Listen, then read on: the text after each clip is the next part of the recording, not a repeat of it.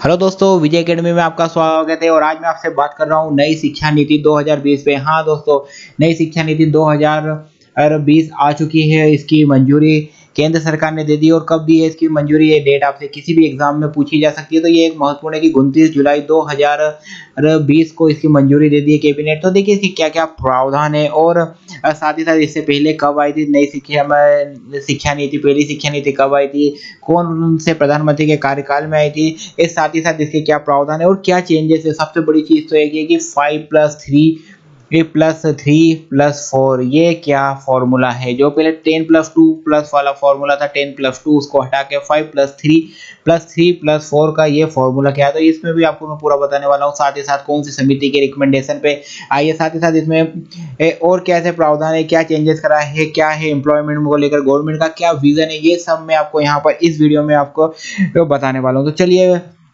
बात करते हैं हम इसके अंदर की पूरे प्रावधान आज मैं आपको इस वीडियो में बता दूंगा। आपको काफी कुछ आपको इससे नॉलेज हो जाएगा और फिर भी अगर कोई डाउट हो तो आप मुझे कमेंट करके बिल्कुल पूछ सकते हैं।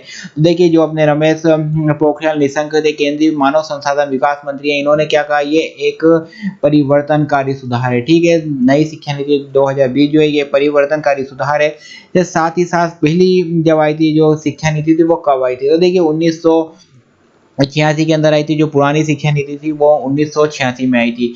ठीक है, वो कौन लेकर आया था वो, तो देखिए वो आज से 34 साल पहले ये जो मुख्य प्रधानमंत्री थे कौन थे, राजीव गांधी जी के द्वारा लेकर लेकर आए थे वो। फिर उसके साथ ही साथ उसमें अब जो मतलब जो नई शिक्षा नीति इसका क्या है, इसका मुख्य उद्देश्य तो देखिए इसमें है एक तो निष्पक्षता और गुणवत्ता, आपको बहुत ही मतलब एक तो ट्रांसपेरेंसी हो, क्वालिटी हो, साथ ही साथ एक रिस्पॉन्सिबल हो, और साथ ही साथ जो आपने देखा होगा जो सस्टेनेबल डेवलपमेंट 2030 का जो एजेंडा है उसको ध्यान में रखते हुए नई शिक्षा नीति के अंदर है ना उन्होंने चीजों को शामिल किया है। तो आपको समझ में आ रहा है कि गवर्नमेंट का विजन क्या है, कि परिवर्तन जो किए जा रहे हो किसको, जो सस्टेनेबल डेवलपमेंट गोल है 2030 है उसको ध्यान में रखते हुए एक ट्रांसपेरेंसी के साथ, एक क्वालिटी के साथ, एक जवाबदेही मतलब अकाउंटेबिलिटी के साथ उसको ध्यान में रखते हुए ये नीति बनाई गई है। ठीक है, साथ ही साथ क्या करना है, स्कूल और कॉलेज के अंदर क्या करना है, एक समग्र विकास मतलब दोनों को इंटीग्रेट करके एक समंत एक समाज और एक वैश्विक ज्ञान दोनों को मतलब एक जीवंत के रूप में हमको लोगों को बताना। साथ ही साथ कैसी हो, एक बहुविषयक हो, अनुकूल हो, लचीली हो, इस तरह की ये शिक्षा पद्धति का ये जो नई शिक्षा नीति है इसका मुख्य उद्देश्य है। फिर उसके बाद ये शिक्षा नीति का जो है इसमें दो मुख्य समितियां थी, एक तो थी TSR सुब्रमण्यम समिति थी और कस्तूरी रंगन समिति। तो आप किसी भी मतलब आपको ये पता ही होना चाहिए कि कौन सी समिति थी। तो एक तो TSR सुब्रमण्यम समिति और कस्तूरी रंगन समिति थी, ये आपको याद रखना है। साथ ही साथ 29 जुलाई की आपको याद रखना है डेट, 29 जुलाई 2020 जिसके ऊपर इसे मंजूरी दी गई है। साथ ही साथ इससे पहले कब आई थी नई शिक्षा नीति, तो 1986 में आई थी। उस समय प्रधानमंत्री कौन थे, आपको ये क्वेश्चन बन सकता है। फिर आपको एक और बात ध्यान रखना है, अब बोर्ड परीक्षाएं दो हिस्सों में होगी। क्यों करा ये गवर्नमेंट ने ऐसा क्यों किया, इसके पीछे गवर्नमेंट का ये तर्क है कि क्या होता है, जो भी स्टूडेंट है, विद्यार्थी है, वो बहुत ज्यादा तनाव लेते हैं एग्जामों का। तो उस तनाव को कम करने के लिए ये बोर्ड परीक्षाएं दो हिस्सों में होगी। साथ ही साथ गवर्नमेंट का ये भी बहुत बड़ा डिसीजन है कि यूजीसी और जो AICTE है इन्हें समाप्त कर दिया गया है। ठीक है, तो अब इनको समाप्त कर दिया तो गवर्नमेंट क्या लेकर आएगी। देखिए गवर्नमेंट का जो अब है ना विजन है वो है NRF लाने का है, नेशनल रिसर्च फ्रेमवर्क लाने का है। जैसे अमेरिका में आपने देखा होगा, अमेरिका में अगर बात करें तो अमेरिका में है NSF है, नेशनल साइंटिफिक फ्रेमवर्क है। तो उसके आधार पर भारत में अब NRF लाया जाएगा। ठीक है, तो ये है। साथ ही साथ महत्वपूर्ण चेंजेस क्या है कि जो आपका HRD था वो शिक्षा मंत्रालय का जो मानव विकास मंत्रालय था उसको बदल के शिक्षा मंत्रालय कर दिया गया। तो ये बहुत बड़ा चेंजेस है। अगर आपने पहले भी देखा होगा तो पहले शिक्षा मंत्रालय ही था, उसको फिर मानव विकास किया था, मानव विकास मंत्रालय बना था। और अब वापस गवर्नमेंट ने क्या करा है, मानव विकास मंत्रालय से वापस उसे शिक्षा मंत्रालय बना दिया है।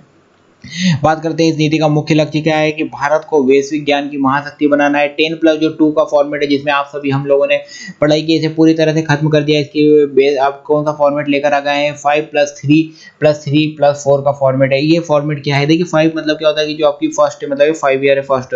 तो इसके अंदर है ना क्या करना है, गवर्नमेंट का कहना है कि जो 3 साल होंगे आपके आंगनबाड़ी में या जो प्री नर्सरी स्कूल होते हैं उसमें बच्चा गुजारेगा और पहली और दूसरी पढ़ेगा।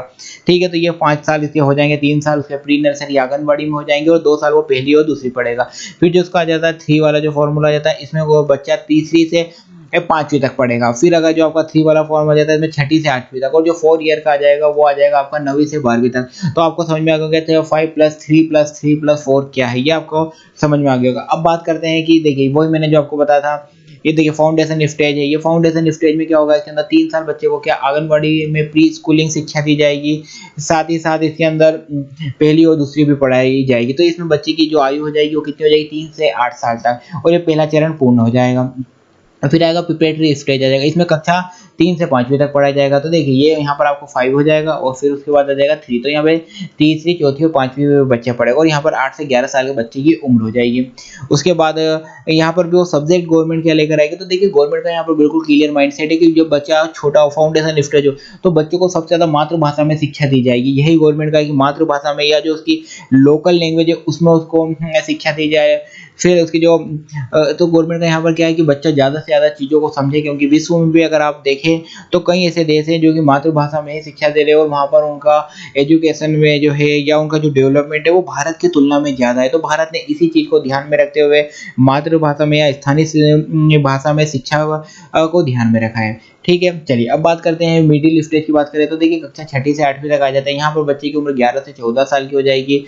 उसके बाद यहाँ पर देखिए छठी में इम्पोर्टेंट क्या है कि गवर्नमेंट स्किल जो डेवलपमेंट है वाले कोर्स भी स्टार्ट कर देगी गवर्नमेंट का, क्योंकि गवर्नमेंट क्या चाहती है, इस शिक्षा का एक और मूलभूत उद्देश्य क्या है कि रोजगार देना, हमको रोजगार उन्मुखी शिक्षा विद्यार्थियों को प्रदान करना, ताकि वो तो या तो जॉब क्रिएटर बने या फिर वो इतने कैपेबल हो या कोई स्किल को हासिल करे ताकि वो जॉब आसानी से ले सके। यही गवर्नमेंट का मुख्य उद्देश्य। फिर आता है सेकेंडरी स्टेज, यहाँ पर देखिए 9वीं से 12वीं तक आ जाता है। यहाँ पर क्या होगा, विषयों का गहन अध्ययन कराया जाएगा। ठीक है, डीप नॉलेज यहाँ पर आपको दिया जाएगा। एक और महत्वपूर्ण बात क्या है, यहाँ विषयों को चुनने की आज़ादी होगी। मतलब पहले ऐसा था कि आप या तो साइंस लेंगे, आर्ट्स लेंगे या मैथमेटिक्स लेंगे, लेकिन अब क्या है, अब उन्होंने बोला विषयों को चुनने की आज़ादी होगी। मतलब आप चाहें तो आर्ट्स और साइंस को साथ में पढ़ सकते हैं, या आपको मान लीजिए आपका मन तो म्यूजिक में लगता है तो आप म्यूजिक वाला सब्जेक्ट भी ले सकते हैं। ठीक है, पहले क्या व्यवस्था थी, पहले तो आप बिल्कुल 10वीं तक वैसी पढ़ाई हो जाती थी, 11वीं से 12वीं में आप आके विषय चुनते थे। अब यहाँ पे आप आर्ट्स ले लेते थे, कॉमर्स ले लेते थे। आप इससे तो भली बात है, आपको ये पूरा पता है।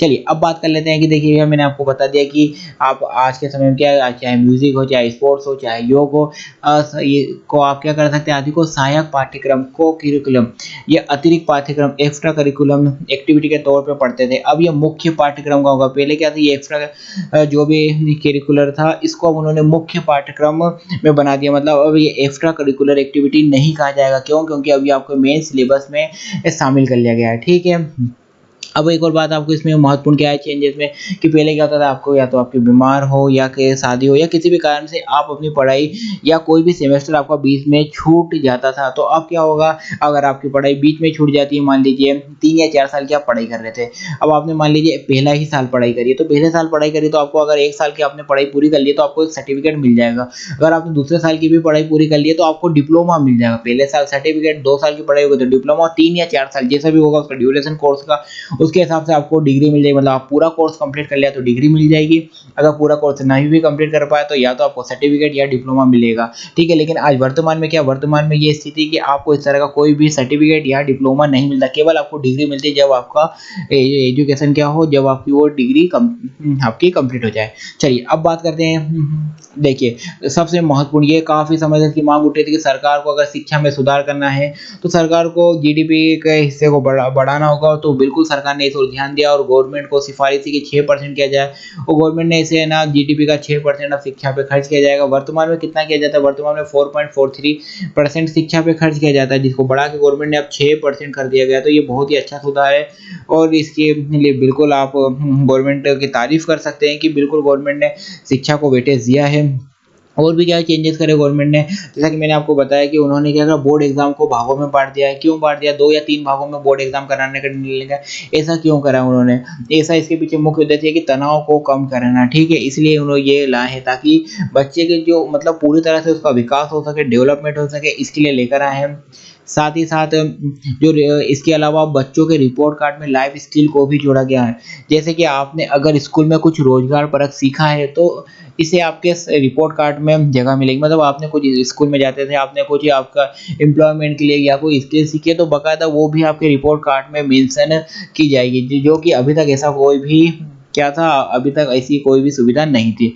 चलिए बात कर लेते हैं उसके बाद क्या है सरकार का 2030 तक का लक्ष्य, जैसे कि मैंने आपको बताया था एसडीजी जो कि सस्टेनेबल डेवलपमेंट गोल 2030 है, उसको ध्यान में रखते हुए गवर्नमेंट ने पॉलिसी में जगह दी है और उसी के हिसाब से गवर्नमेंट ने संशोधन भी किया है। तो देखिए यहाँ पे गवर्नमेंट का उद्देश्य है कि जो एनरोलमेंट होता है, जो नामांकन है, उसको बढ़ाकर गवर्नमेंट का क्या लक्ष्य है कि 100% तक उसे ले जाना है, ठीक है। उसके बाद हम बात करते हैं कि देखिए अब क्या है गवर्नमेंट का और भी विज़न। तो देखिए यहाँ पे एक है ना गवर्नमेंट का बिल्कुल क्लियर है कि भैया एक जल्द ही गवर्नमेंट क्या बनाएगी, एक राष्ट्रीय शिक्षा आयोग का गठन करेगी, ठीक है। क्यों बनेगी करेगी, क्योंकि देखिए आपने एक बहुत बड़ी समस्या देखी कि जो प्राइवेट स्कूल है वो मनमाने तरीके से फीस बढ़ाए जा रहे हैं, तो उसको रोकने के लिए गवर्नमेंट राष्ट्रीय शिक्षा आयोग का गठन करेगी, ठीक है।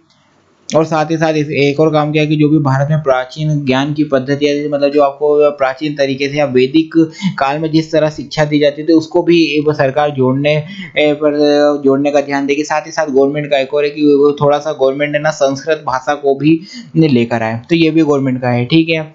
अब आप बात करते हैं देखिए रिसर्च में, तो देखिए रिसर्च में जाने वालों के लिए भी एक नई व्यवस्था की गई है। क्या व्यवस्था की गई है? उनके लिए 4 साल के डिग्री प्रोग्राम का विकल्प दिया जाएगा, ठीक है? यानी कि 3 साल डिग्री के साथ 1 साल एमए करके एमफिल करने की ज़रूरत नहीं होगी। मतलब एमफिल को गवर्नमेंट ने क्या किया है, बंद कर दिया गया। इसके साथ ही सीधे वो कहाँ जा सकते हैं? पीएचडी में जा सकते हैं। इसका मतलब ये हुआ कि सरकार की नई शिक्षा नीति में देखिए एमफिल को क्या किया, पूरी तरह खत्म कर दिया गया है, ठीक है? अब बात करते हैं हम आगे, देखिए मल्टी डिसिप्लिनरी एजुकेशन में आप क्या कर सकते हैं, मैंने आपको बता दिया था कि आप एक स्ट्रीम के अलावा दूसरा सब्जेक्ट भी ले सकते हैं। जैसे आप इंजीनियरिंग कर रहे हैं, आपको म्यूजिक अच्छा लगता है, तो आप उसको भी एक सब्जेक्ट के रूप में ले सकते हैं। तो ये भी गवर्नमेंट का बहुत अच्छा मल्टी डिसिप्लिनरी एजुकेशन का जो कॉन्सेप्ट लेकर आई गवर्नमेंट, अच्छा है। राष्ट्रीय शिक्षा आयोग लेकर आई, ये अच्छा है। जीडीपी का परसेंटेज गवर्नमेंट ने बढ़ा दिया, ये भी अच्छा है। तो ऐसे काफ़ी चीज़ें हैं जो गवर्नमेंट ने अच्छी की है, और कुछ एक ऐसी चीज़ें हैं जहाँ पर थोड़ा-सा गवर्नमेंट ने प्राइवेटाइज़ेशन को कहीं न कहीं, जैसे कि जो ग्रेजुएशन वाले जो कॉलेज वगैरह हैं, तो वहाँ पर गवर्नमेंट ने उनको थोड़ी-सी स्वायत्तता दे दी है कि वो थोड़ा-सा उनका कोर्स अपने हिसाब से डिज़ाइन कर सकते हैं, थोड़ी-सी परीक्षा पद्धति अपने हिसाब से कर सकते हैं, तो वहाँ थोड़ी-सी प्राइवेटाइज़ेशन को थोड़ा-सा कहीं न कहीं लाभ मिलेगा।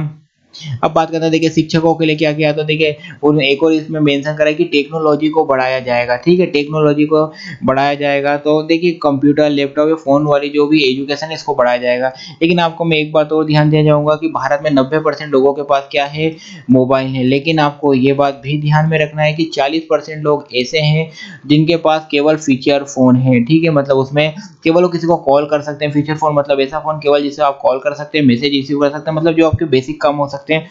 जो इस तरह के फ़ोन है उसमें इंटरनेट वगैरह की उतनी अच्छी सुविधा नहीं होती है, तो थोड़ा-सा कहीं न कहीं भारत में इस तरह की प्रॉब्लम है। एक और आपको पता है कि अगर गवर्नमेंट आज 6% जीडीपी का बढ़ा भी रही है, तो भी आपने देखा होगा कि जब आप सरकारी स्कूलों की हालत उनको कंपेयर करें प्राइवेट स्कूल से, तो काफ़ी ज़्यादा अंतर वहाँ के एजुकेशन में आपको देखने को मिला होगा, वहाँ की व्यवस्थाएँ देखने को मिली। तो अब इसकी क्या कारण है, थोड़ा-सा भ्रष्टाचार है। तो ये आपको एक महत्वपूर्ण बात समझना है कि गवर्नमेंट 6% कर तो रही है, लेकिन गवर्नमेंट को क्रियान्वयन पर भी ध्यान रखना होगा। बाकी सब कुछ इस उसमें ठीक है, फिर भी आपके हिसाब से और क्या इसमें हो सकता था सुधार? अगर आपकी कुछ राय हो तो आप ज़रूर कमेंट बॉक्स में लगे, और आपको वीडियो कैसा लगा ज़रूर कमेंट करके बताएँ। साथ ही साथ वीडियो हेल्पफुल लगा हो तो शेयर ज़रूर करें। बस आज के इस वीडियो में इतना ही था। विजय अकेडमी के साथ बने रहने के लिए धन्यवाद।